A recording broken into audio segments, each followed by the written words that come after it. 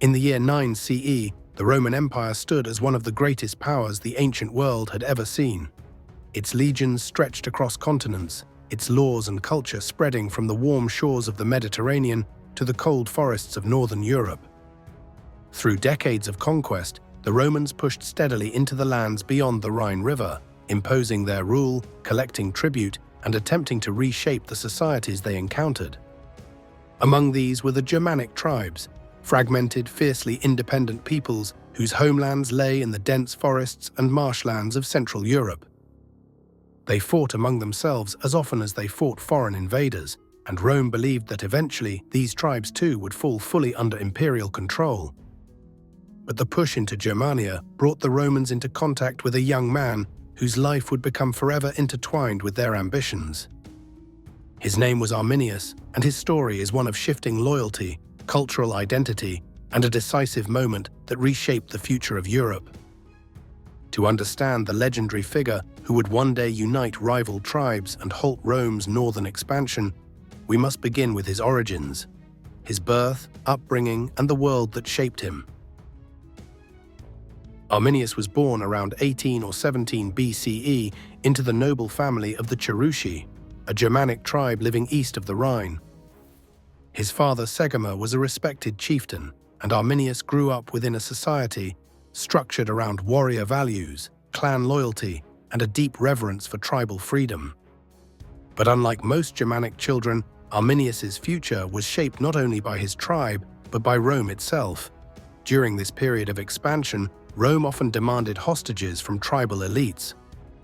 These hostages weren't necessarily prisoners, instead they were a political guarantee of loyalty. Even more importantly, they were raised within Roman culture, educated in Latin, exposed to Roman military methods, and taught to admire the empire. Arminius was one such hostage. Sent to Rome at a young age, he received a full Roman military education.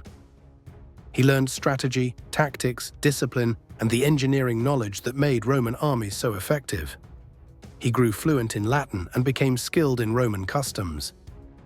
As he reached adulthood, he rose through the Roman ranks, earning the status of equestrian, a significant honor for a non-Roman.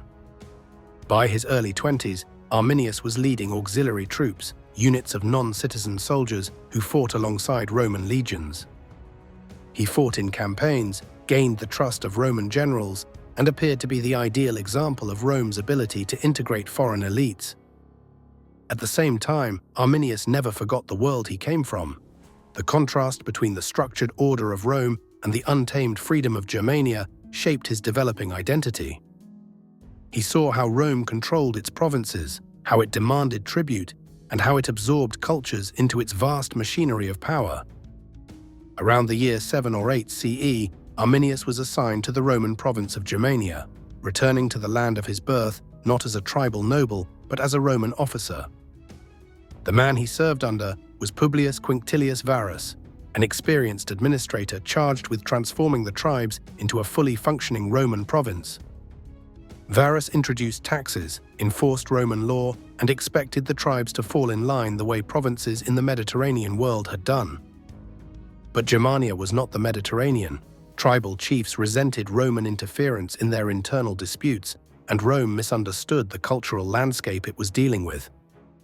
Rome believed Germanic tribes were disorganized and weak. They mistook political fragmentation for military inferiority. They assumed Roman authority would eventually tame the region. Arminius, however, understood both worlds. With each decree Varus imposed, tension grew, and Arminius began to realize that Roman control was not inevitable. He had the trust of Varus, deep knowledge of Roman tactics, and connections among tribal leaders. The ingredients for revolt were all present. What was missing was a unifying force. Arminius would become that force.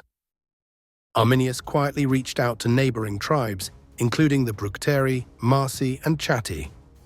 Decades of infighting made unity difficult, but Arminius offered something greater than tribal rivalries: the threat of Roman domination. He explained Rome's long-term plan for the region, drawing on his insider knowledge. Through secrecy and persuasion, he built a coalition capable of coordinated resistance. Meanwhile, Varus had no suspicion of betrayal. Arminius was not just a Roman officer, he was considered a friend and ally. His rank gave him access to critical information, including the routes Roman legions planned to travel. Arminius proposed that Varus march through the Teutoburg Forest to quell a supposed tribal uprising. It was a trap carefully designed to use Rome's strengths against itself.